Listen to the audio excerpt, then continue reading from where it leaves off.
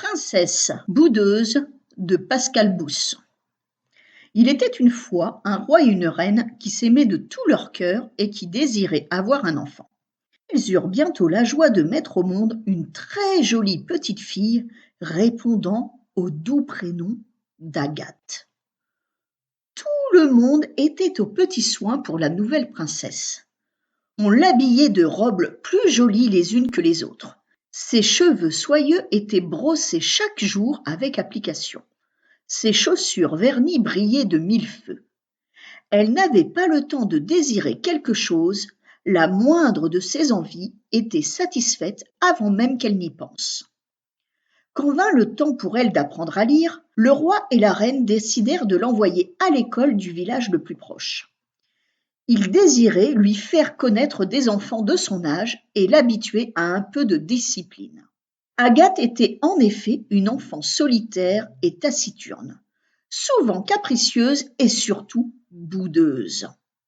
La moindre contrariété lui faisait baisser la tête, hausser les épaules, et il n'était plus possible de lui adresser la parole pendant plusieurs jours.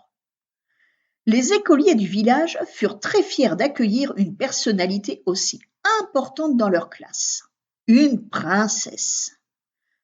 Tout impressionnés, ils acceptèrent avec patience ses sautes d'humeur et firent tout leur possible pour qu'elle se sente heureuse parmi eux.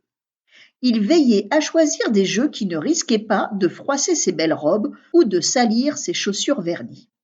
Malheureusement, leur gentillesse ne semblait pas toucher le cœur d'Agathe, qui boudait toujours autant et restait des journées entières seule dans son coin, le nez froncé et la tête rentrée dans les épaules.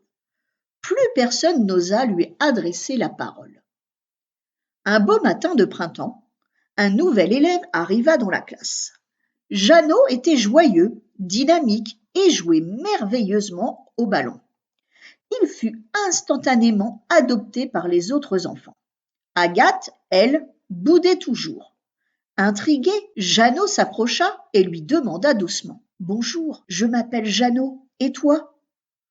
Pour toute réponse, la princesse lui tourna le dos. « Elle boude depuis des mois, » expliqua une autre élève, « c'est la princesse boudeuse. » Jeannot n'était pas du genre à se laisser impressionner par une princesse, toute boudeuse soit-elle.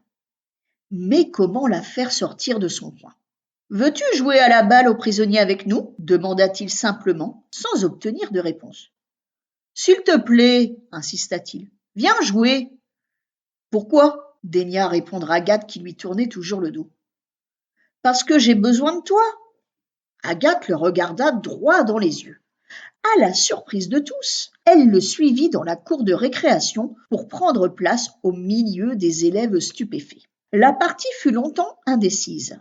La princesse ne ménageait pas sa peine. Elle se révéla très habile et fit gagner des points à son équipe qui remporta la victoire.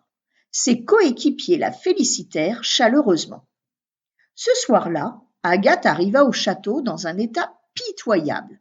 Ses cheveux étaient emmêlés, sa robe toute sale et ses chaussures vernies avaient perdu leur brillant. Mais elle souriait.